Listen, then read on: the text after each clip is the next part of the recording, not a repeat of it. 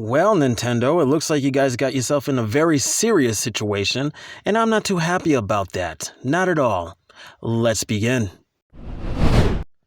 Hey everyone, this is Ayo of 4BZ News, here to give you my thoughts and reactions to the very brand new Nintendo Switch 2. Let's just dive right into it. So the very first thing that comes into mind is the price. For the base console itself, it's about $449.99 without taxes. But if you're trying to get the bundle of Mario Kart World with the console, that's a solid $500. Oh my goodness. With two first-party titles that are available now, and that is Mario Kart World, as I mentioned earlier, and the Switch 2 Welcome Tour. Now get this. This is a game that guides the player through the console's features. But get this, it's an extra $10 for this title. Now, mind you, that's like charging an extra cash for a tutorial in a game or an instruction booklet. If anything, people are just going to skip it altogether, and that's exactly why we have YouTube for. You know what I'm saying? Nintendo finally built in a game chat, a feature that players have been asking for since the very first Switch that allows players to speak with friends while playing games.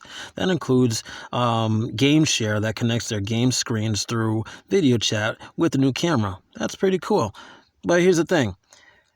Access to the game chat is the C button underneath the right Joy-Con, meaning that this feature is built a device that you paid for, almost $500. In order to use it, you'll need, get this, a Nintendo Online account.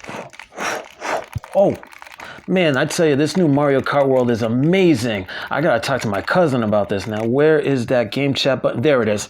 Oh my goodness!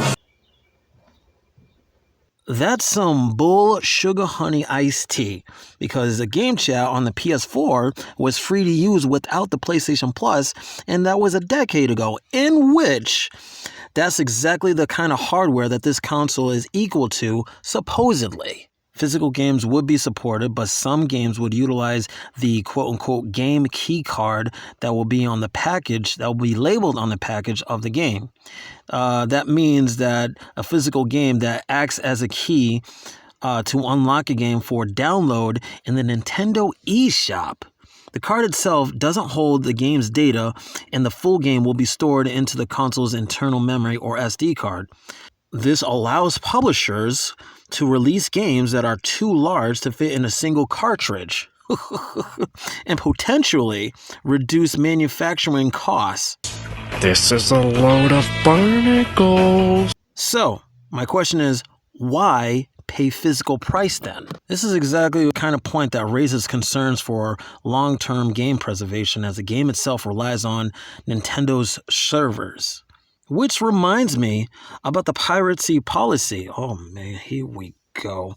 Nintendo since announced that they updated their end-user license agreement that in order to protect their intellectual property, meaning not only their games, but the very console itself, that if said console detects any attempt to bypass, modify, decrypt, or tamper with any of the Nintendo account services, that they reserve the right to brick your console. Once again, people have paid almost $500 agreeing to this aggressive tactic once you accept the terms on the end user license agreement. So this is, if you want my opinion about that, that's overkill. That's almost like the time where I won my very first victory in Fortnite using a truck. Found him. He's over there.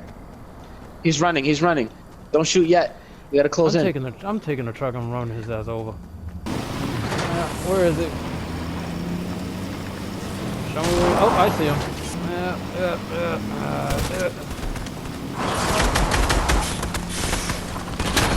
Are you serious?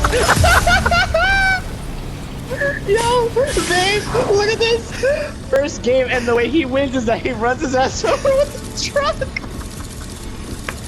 My main gripe is, what happens when your screen is broken or a Joy-Con drifts? Are you going to buy a whole nother console or brand new Joy-Cons? Mind you, that's already up there. And these games too are literally going for, at least physically, going roughly for $80 to $90. And speaking about games, why do gamers have to pay full price for base games without DLC that are around 5 to 10 years old? Case in point, Cyberpunk is coming out onto this console. Full price. That game came out back in 2020. You know what I'm saying?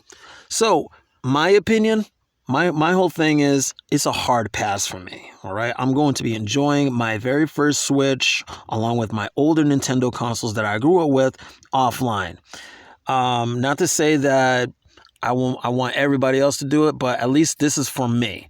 You know what I'm saying? So let me know what you all thought in the comments below. If you guys liked the video, like, comment, share, subscribe to this channel. We are about to take off on this platform once again. So thank you for your time, everybody, and I'll see y'all later. Have a good one. Peace.